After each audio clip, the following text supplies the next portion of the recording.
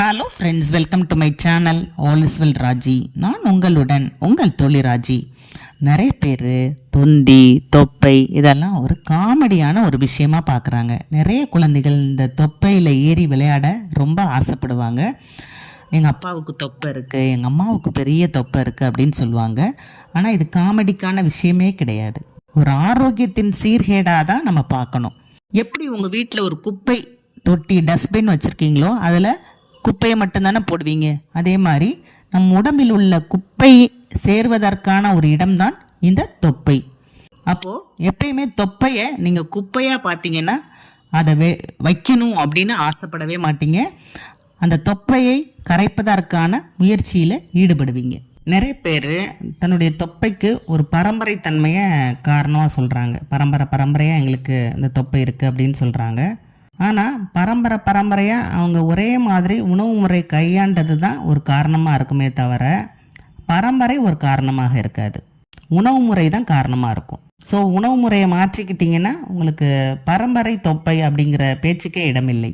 தொப்பையை 2 வகையாக பிரிக்கலாம். சில வகை தொப்பையை பார்த்தீங்கன்னா கிள்ளி பார்த்தா கிள்ள முடியும். சில வகை தொப்பையை பார்த்தீங்கன்னா ரொம்ப ஹார்டாக இருக்கும். ஒரு பாறை மாதிரி கல் மாதிரி பிடிச்சிங்கன்னா பிடிக்க வராது. அந்த வகை தொப்பை உள்ளவங்க இம்மீடியட்டாக அதை கரைப்பதற்கான முயற்சியில் ஈடுபட்டே ஆகணும். ஏன்னா மிகப்பெரிய நோய்களான உயர் இரத்த அழுத்தம், சர்க்கரை நோய், ஹார்ட் அட்டாக் ஏற்படுவதற்கான வாய்ப்புகள் அதிகம்.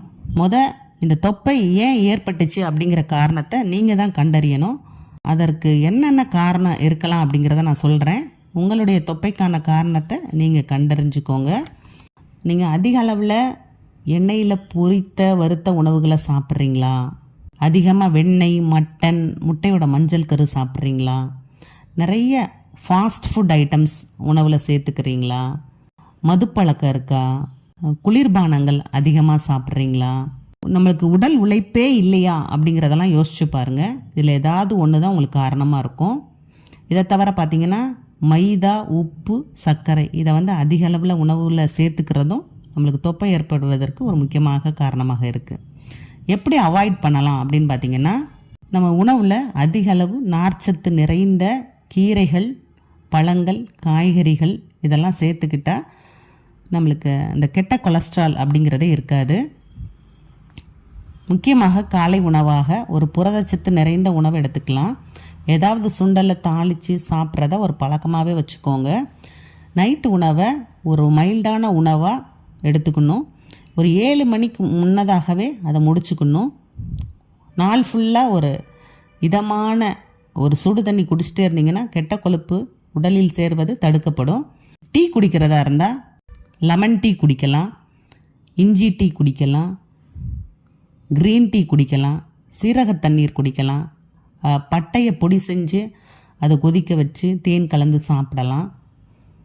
வெந்தயம், ஓமம், கருஞ்சீரகம் இந்த 3ஐயும் வறுத்து பொடி பண்ணி அதை சுடு தண்ணியில் கலந்து குடிக்கலாம். பூண்டை உணவில் அதிக அளவில் சேர்த்துக்கிறதும் நம்மளுடைய உடம்பில் கெட்ட கொழுப்பு சேர்வதை அந்த பூண்டு தடுக்கும்.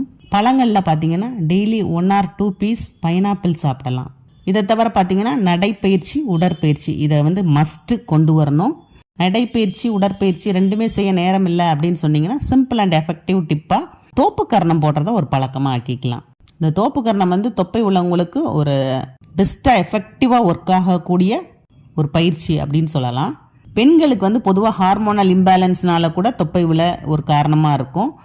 அதை தவிர பார்த்திங்கன்னா அவங்க இந்த மீந்து போன உணவுகள், ஃபுட்டு வேஸ்ட் ஆயிருன்னு சொல்லிட்டு சாப்பிட்டுவாங்க.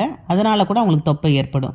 ஸோ நம்ம என்ன காரணத்துக்காக தொப்பை ஏற்படுது அப்படிங்கிறத அனலைஸ் பண்ணிவிட்டு இந்த மாதிரி உணவு பழக்க வழக்கத்தை மாற்றி முடிந்த அளவு கொழுப்பு நிறைந்த உணவுகளை தவிர்த்துட்டு உணவில் இந்த மாதிரி மாற்றத்தை கொண்டு வந்தீங்கன்னா தொப்பை என்னும் குப்பைக்கு நிரந்தரமாக குட் பை சொல்லலாம்.